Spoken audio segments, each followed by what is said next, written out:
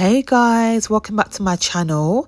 So this is my natural hair. So obviously I'm going to be showing you guys how I do French curl braids, DIY braids from home.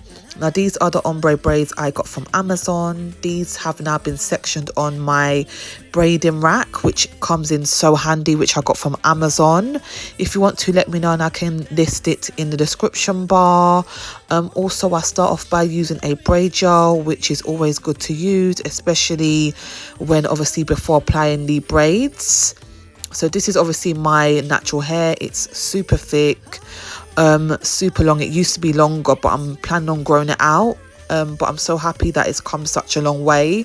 I used to colour and dye it all sorts, so it's literally getting nice and thick. So this is me just sectioning the hair with a wide tooth comb and combing it out as well. Excuse me. So then I'll go in, getting my hairband just to section my hair, tighten the top.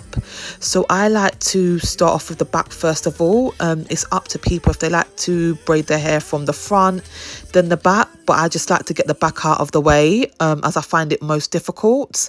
And then once I get to the front, I can be able to see what I'm doing. So I get a small tooth comb and I'm just parting the back. I try to section about four sections before I can actually get the right amount of hair to then part. So as you can see, I'm just combing the flyaways, combing my hair at the back with the small tooth comb. So then obviously this is the section that I'm going to be braiding. I then go in using the Ebin New York braiding gel on my hair. And I'll go in just obviously, you know, feeding in the hair. So before I do that, I go in plaiting and braiding the hair, as you can see. Then before I feed in the braid hair, I then obviously hold one section of my hair, as you can see, with a clip, which really helps the process. Then I'll go and add in a small little strand. I'm getting a bit difficult with obviously holding it, but it actually does hold eventually. Then I'll go in hooking that to the hair that I've left out. Then I'll go in braiding that in, take off the white clip and then add the hair that I left out back into the braid. And that's pretty much how I do the feeding, how I start off. And I just repeat this process twice by adding another section of the curl braid hair. And so as you can see, I'm just braiding down.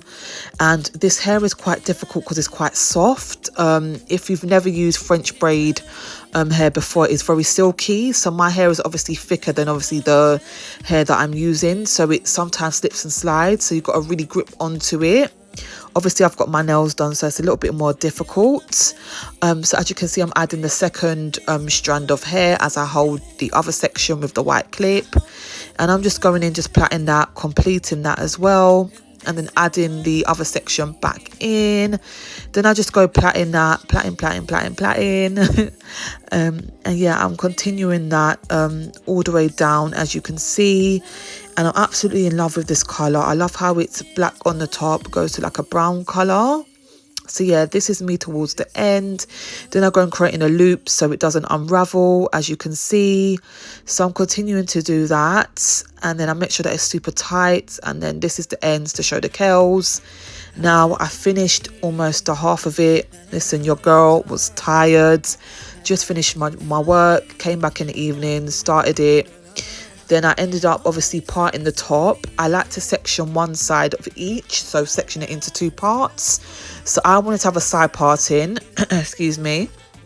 So I'm using a yellow tooth comb to literally comb the hair out. And that's just me. I thought I hit the gel on the door. Apologies. And then I go in just parting that. And I'm combing my hair out at the same time. I then realised that obviously the big tooth comb, listen, it was not working. So I'll go in using a black thin tooth comb. I'm just parting that in my hair just to really create a precise parting. You can see obviously where the side parting will start, obviously where a little bit of the hair will hang down in front of my face. So I just prefer doing split it into two, as obviously I've explained. So yeah, you can just see me literally just making sure that it's a super precise parting.